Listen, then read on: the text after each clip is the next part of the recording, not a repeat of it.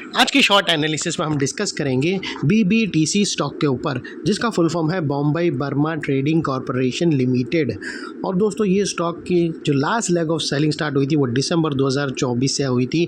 और ये स्टॉक ने अगर आप देखो तो वहाँ से ऑलमोस्ट एक क्वार्टर पूरा अंडर करेक्शन में बिता दिया। और करेक्शन में भी दोस्तों यहाँ पर स्टॉक ने दोनों तरह का करेक्शन दिया, प्राइस वाइज टाइम वाइज दोनों। ज़्यादातर ये स्टॉक ने प्राइस वाइज करेक्शन दिया, जहाँ पर ये stock deep down side correct हुआ।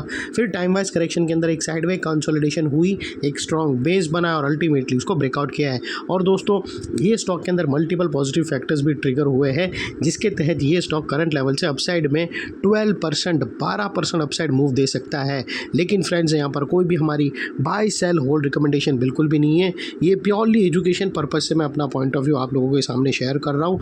कोई भी पोजीशन लेने से पहले अपने फाइनेंशियल एडवाइज़र को ज़रूर कंसर्न कर लेना।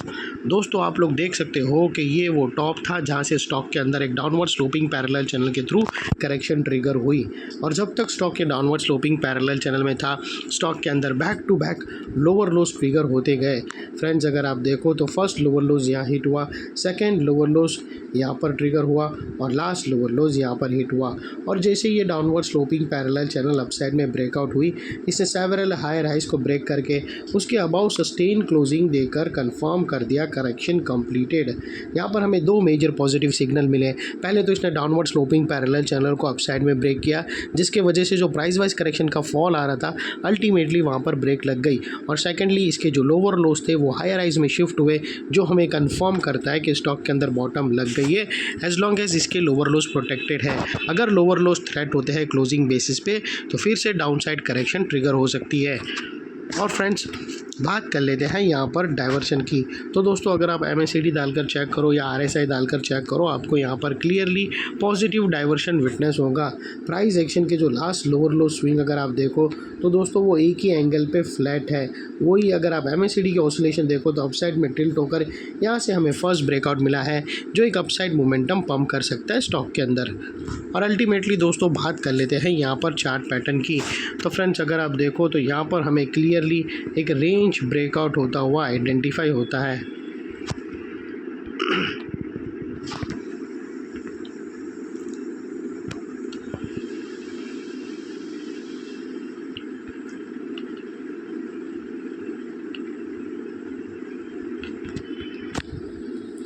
दोस्तों अगर आप देखो तो यहाँ से हमें पैरेलल चैनल ब्रेकआउट होते हुए मिलती है, जिसकी नेकलाइन समवेयर अराउंड 1872 के आसपास आती है, जो ऑलरेडी यहाँ से ब्रेकआउट हो चुकी है।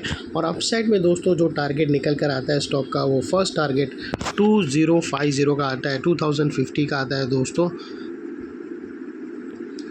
2050 का फर्स्ट टारगेट है और सेकंड टारगेट दोस्तों तकरीबन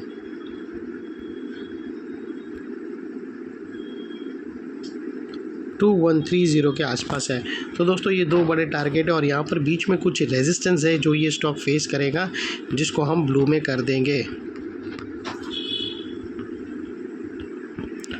और दोस्तों या स्टॉप लॉस के अकॉर्डिंग दोस्तों यहाँ पर आप जो भी स्टॉप लॉस रखो दोस्तों, इतना मेक श्योर करना है कि आपका risk to reward ratio at least 1:2 या मिनिमम 1:1.5 रहना चाहिए।